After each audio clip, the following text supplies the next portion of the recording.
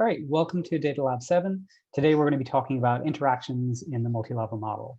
So in the previous DataLab, we used a multi-level model to see if there was an association between day's happiness and day's curiosity. But there are instances where we might have hypotheses where the effect of, or the association between day's happiness and day's curiosity depends on a covariate or a different variable. So there are three different types of interactions, at least three types of interactions that we can look at. The first is a level 1 interaction, and all of the action when we're talking about these interactions is happening at level 1 or the within person level. So here we have our familiar equation from the last DataLab, but now in addition to our day's happiness variable, we also have a day's autonomy variable, and then an interaction between day's happiness and day's autonomy. And so what these additional variables are telling us are that today's curiosity may be associated with today's happiness, with today's autonomy, but the association between day's happiness and curiosity may be moderated by day's autonomy. So in kind of plain language terms, one hypothesis might be that on days when happiness is higher than usual, curiosity is also higher than usual, but only when autonomy is also higher than usual. So the association between day's happiness and day's curiosity is conditional on day's autonomy. So that's kind of how we write it at the level 1 level of the model. At level 2, you'll notice that we have an additional term here. It's usual autonomy. So again, because autonomy is changing from day to day, we have to split it into a within person component, which we have at level 1, and then a between person component, which describes how autonomous someone usually feels throughout the 21 days. And then we have an additional term for this slope here in this part, in the level 2 part of our model. Okay, so that's one type of interaction. Again, it's all about how a day level variable is affecting the association between a day level variable and another day level variable. A level 2 interaction, in contrast, none of the action is happening at level 1, at the within person level. Instead, everything's happening at the between person level. So the way you would interpret this interaction, which is shown here, where usual happiness is interacting with usual autonomy, is something like people who are high in happiness, they have high usual levels of happiness, and they are high in usual autonomy in general. So I'm getting at the fact that this is a between person variable we're averaging across the 21 days, and that these people are also high in curiosity. So the association between usual happiness and usual curiosity is depends on your typical level of autonomy. You still need to put a day's autonomy variable into within subject part of the model, so that's why you see it there. Again, because we're splitting autonomy into a within person and a between person association. Yeah, but you'll notice there's no additional term here because we don't have a within person interaction up here like we did in the last instance. Okay, so that was a case where we have an interaction at the within person level, here at the between person level, and the last one is a cross-level interaction. This is when you have an interaction, as you might expect, across the different levels. So here, the example I'm giving is that on days when curiosity is higher than usual, this should say happiness. On days when happiness is higher than usual, curiosity is also higher than usual, but only for people who are usually high in happiness generally. So people who have high typical levels of happiness across the 21 days. So you'll notice we don't really change anything at level 1 from the model equation we had in DataLab6. But now for the slope for day's happiness, we have an additional term, and this is where the interaction comes in. So now we're saying that, yeah, the association between day's happiness and curiosity depends on your usual level of happiness. Okay, so that's kind of how we would write it, and that's those are the kind of main types of interactions we'll go after. And now let's turn to OR to actually do this stuff. So again, I'm letting OR know where the data are. I'm loading in some packages, and I'm making my curiosity variable. I am splitting the predictors into within person and between person components, just like in our last couple of data labs. But now I'm doing it for autonomy in addition to happiness, like I had in the previous sessions. So none of this is new. You're just seeing an additional term. You're seeing autonomy alongside happiness. And now I'm centering the day of study to be the middle of the study like I did previously. Perfect. So now we're going to do a level 1 interaction. So we have our curiosity variable being predicted by the intercept, our within-person happiness, our between-person happiness, day and study, within-person autonomy, between-person autonomy, and now here's the interaction part where we are interacting within-person happiness with within-person autonomy. And I'm also adding autonomy to the random effects. So now people can have a random intercept, a random slope for the association between happiness and autonomy, happiness and curiosity, and the random slope for the association between autonomy and curiosity. So we can go ahead and run this. And we can run summary. And I've outputted it here so we don't have to look down there. But what you're kind of looking at is whether this interaction is significant. In our case, it's not significant. And so if you were kind of writing this as a paper, I would say we tested for an interaction, it wasn't significant. And then I would pair back to the more parsimonious model that doesn't have the interaction with it. Cool. But what if there was a significant interaction? What I typically do is I go to this great resource. Oh, I already have it open here. So there's a ton of stuff on Quant-Sci, not just about multi-level interactions, but that's what we're going through today. And this provides a calculator. It actually provides 3 calculators, and each calculator is specific to the type of interaction that you have. So in our case, we have case 1 interaction. And you can read through what the different cases are. But the first case, you have an interaction between 2 predictors within the level 1 equation. So just like we have here, we have happiness within and autonomy within interacting together. But no predictors of these effects at level 2. So you don't have any level 2 cross-level interaction stuff. And then it writes out the equations in a way that's kind of nice and will be familiar based on how we've been doing things in the PowerPoints. It also kind of walks through what a case 2 interaction is.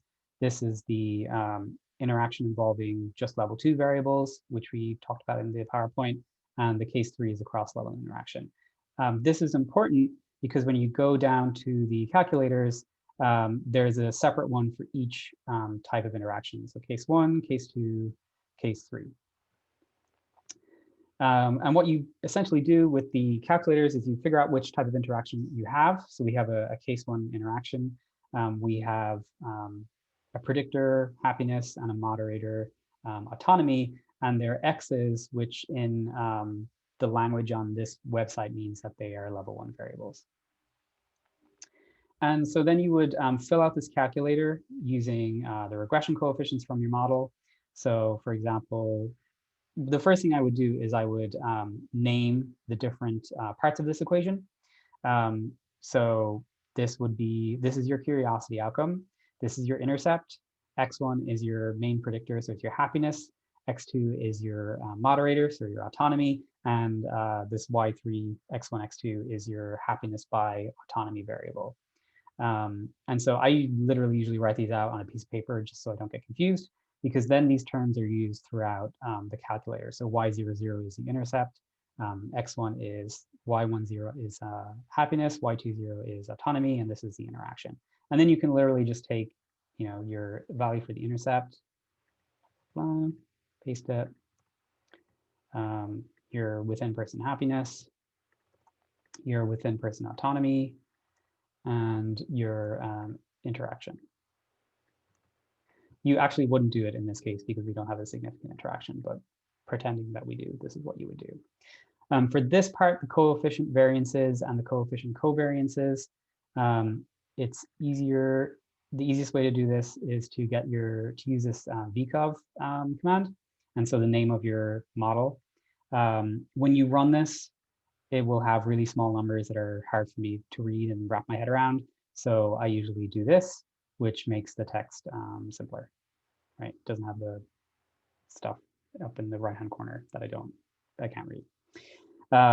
Okay, so now that you've done this, this is the information you need for the coefficient variances and covariances. The variances is pretty straightforward because it's the same kind of values that you see up here. So 0, 0 is the intercept, 1, 0 is happiness within. And so, for example, the intercept, you get the intercept and the intercept, happiness within, and so on and so forth. This gets a little tricky. You just want to, this is why I find it useful to write down the actual equation, because here it's saying 0, 0. Okay, so that's my intercept, and then 2, 0, which is autonomy. So you want to go to your VCOV matrix, and you want to look at your intercept, and then you want to look at your autonomy within. So intercept, autonomy within, here's the value I'm looking for, and you plug it in there. 1, 0, 3, 0, this is happiness and the interaction. So you look for your happiness, and you might have to scroll down to find happiness within with the interaction. And that's the number you're looking for. Conditional values of x2. So this is your autonomy variable, and it's useful because then it will give you output that will say, is the association between happiness and curiosity significant at this value of autonomy, and what is the direction of that association? And it will also spit out some nice code for you as well to make some plots that incorporate these conditional values. So there are a couple of ways to do that. You could, to help you make your decision, you can use the describe function on your data set. So what is our data set? Daily diary. And look at your autonomy within variable. And so the mean should be 0 because we centered it. So 0 makes a lot of sense as an x2 value because it's like the middle. But for the low and the high value of autonomy, you could take the min. This is, there we go. You could take the min and the max values of autonomy within in your data set.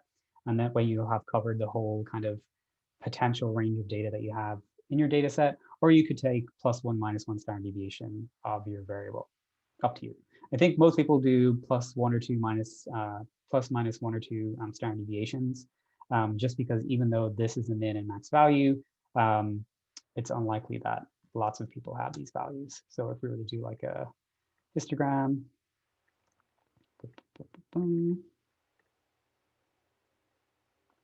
you know, -87 is way over here, 83 is way over here, and so it's not really in the purview of most of your data. But you can play around with that. For x1, you can just do the, you're talking about happiness now. So we can do our happy within, and let's do describe instead of histogram. And you could take the minimum value and the maximum value. Again, you can play around with exactly what kind of scale you want the plot to have. So when you do that and you press that, that means you will have all the information that you need to calculate. When you press calculate, you'll get OR code here and here that you can just plop into your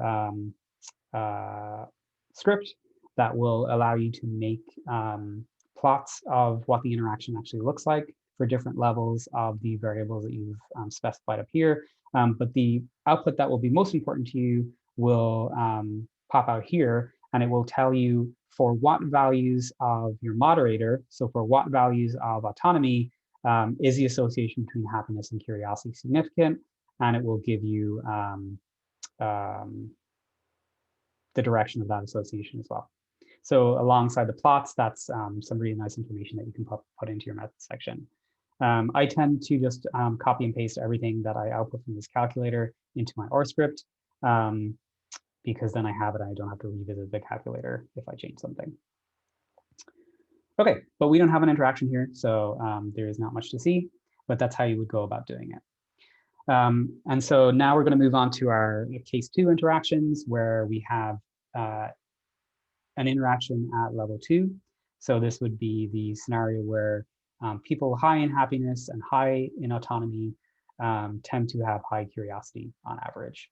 And so we, instead of the happy within by autonomy within variable, we now just have happy between and autonomy between.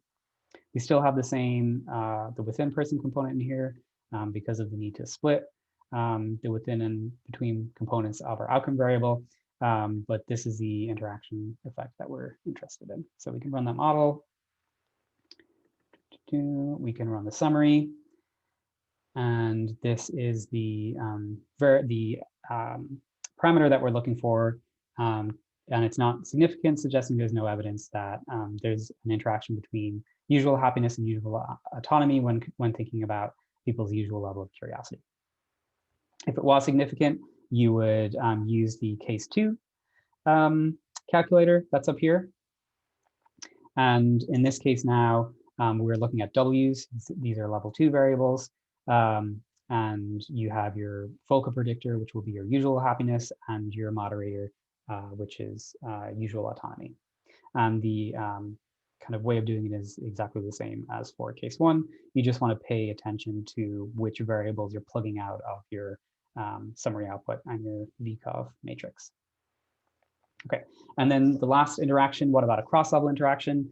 So this would be something like on days of higher than usual happiness, curiosity will be higher than usual, but only in people who are high in happiness generally. So there's no autonomy in this model. For simplicity, we don't even include a main effect of autonomy. You can, but for just going through the code, I'm not doing that. So we have happiness within, between, and day of study to control for the effects of time on curiosity. And then we have happy within times happy between. And now at your random slopes, you just have your intercept and your slope for happiness. You don't have a random slope for autonomy because it's not a main effect in your model, a fixed effect in your model. So we could run that. Take the summary, and there's no significant interaction, so it doesn't matter. But if there was, you would go to case 3, and now you have to be a little bit more careful than the other cases because there's an X and a W this time. And so the X is your within person happiness and the W is your between person happiness. But the rest is the same. Yeah, okay. So that is one way of doing it. And again, I'm putting that link here so you have it. Some other places to look in terms of following up interactions to help you interpret them are Quant Dev at Penn State. They have some nice tutorials on both making pretty plots using the effects package, which I haven't gone through here, but it's pretty straightforward and they have some nice examples there if you want to go through that.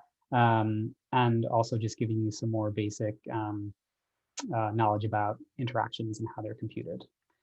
So I think that's all we'll do for DataLab7.